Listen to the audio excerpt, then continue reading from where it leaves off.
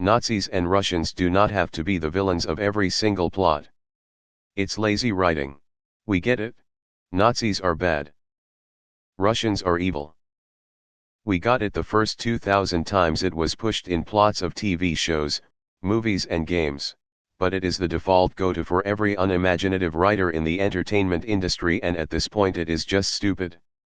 Get creative, surprise us. Stop with these rehashed, repetitive and completely boring persistent use cases. Should we use the Spanish Inquisition? Nobody expects the Spanish Inquisition. I want the evil Canadian. Polite, but still evil. Honestly, as a Slav, I kinda like seeing Russian bad guys. I'm all like, yeah, you go, guys. You know, even if you think about it in military terms, it feels like the enemy is paying a tribute to you. Spending millions of dollars on shiny, oiled stars to represent us, having us invade America, giving us ultra science powered by Sean Connery, like. It's kinda dope, you know? It's a lot better than what actually happened. Doesn't detract from your point, really, just wanted to put that out there. In my opinion, the best villains are calm and collected people, but when they take off their mask they are killing machines. Just like Gus from Breaking Bad. At least in battle tendency the Nazis are good guys. Yeah, same. Nazis/Romans, like Nazi Romans, are pretty boring villains nowadays. Let's get some wacky ideologies as enemies, Nazis and posadists, that'll be a good change. How about evil Chinese villains? You should watch the movie Das Boot, preferably the director's cut in German with English subs.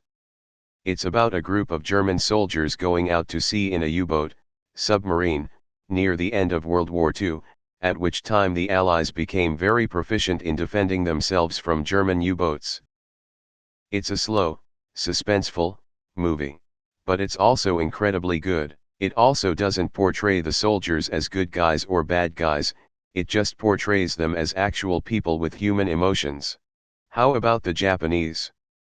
We, Americans, literally fought a war and freed most of Asia from their brutal reign. The Japanese really got off easy when you consider the atrocities they inflicted, and the relative lack of scorn in the West. Here in America we actually hear more about the Japanese internment camps, and how unreasonable America was to them during wartime. Speaking as a half Taiwanese, * edited for clarity. Can we throw any Middle Eastern folks in this discussion too? Jesus Christ, the amount of insert terrorist leader name here bad guys in military movies and spy films are insane. I object to your statement that Russians are evil, sir. Only evil Russians are evil. This is why people should stop bashing Iraqi for making Stroheim an ally in JoJo's Bizarre Adventure Part 2. How about a villain who is not obviously hated or villainous to everyone? Like someone who in a way, is a good person in some aspects with the same ideology that also apparently has inherent, deadly flaws on the same token? And while we are at it, make that person American. Edit, no. I am not talking about someone like Trump.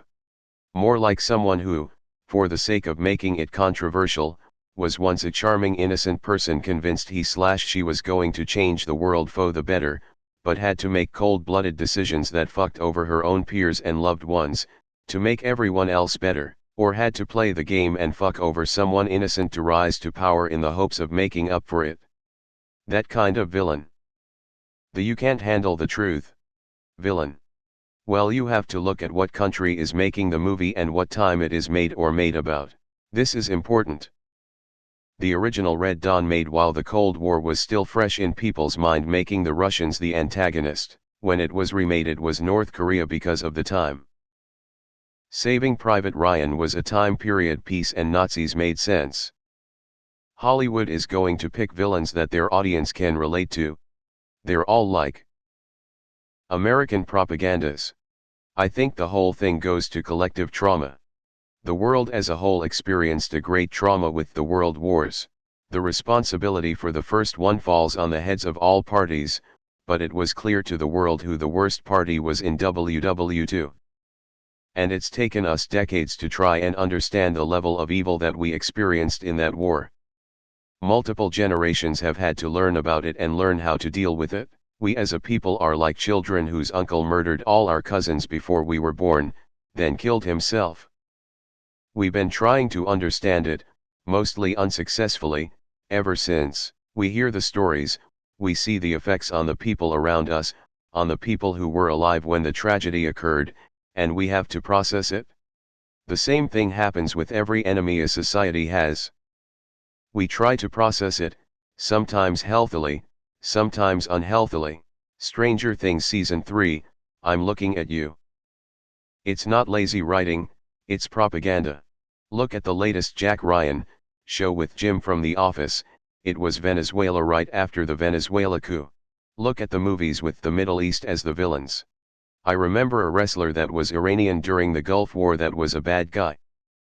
There are movies recently that have Middle East villains. I don't pay too much attention to movies nowadays, but I'm sure there are other examples.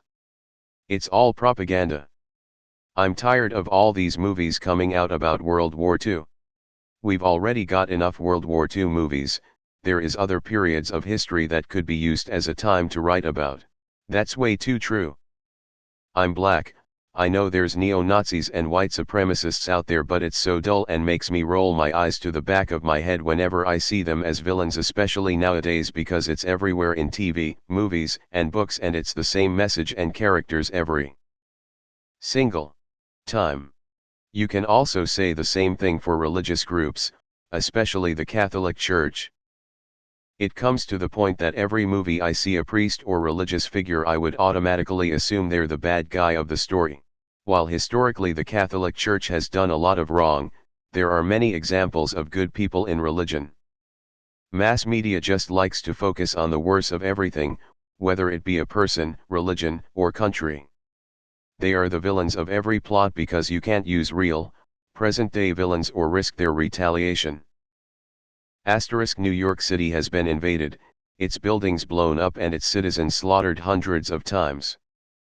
The invaders come every summer, descending from the sky and under the earth. Sometimes they aliens or gods or monsters. They are, however, never Muslims. Every summer, for $10 you can see a fantasy version of September 11 reenacted with invading enemies who deserve no mercy and receive none.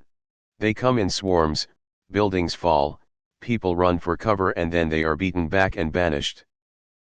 And then, as summer fades, we pause for that obligatory week in which attention must be paid to commemorating the attacks of September 11 while seeing no connection between the discharges of tension through fictional victories used as an escape mechanism from a war that we dare not fight.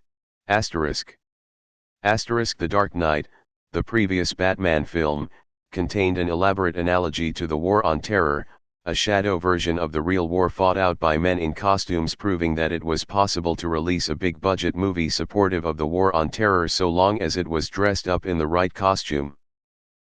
Since then, and before, New York City has been attacked by meteors, ice ages, mythical skeletons, more costumed criminals, the year 2012, and every possible imaginary scenario that can be dreamed up. It just hasn't been attacked by Muslims because that's something that doesn't happen in movies. Only in real life. Source: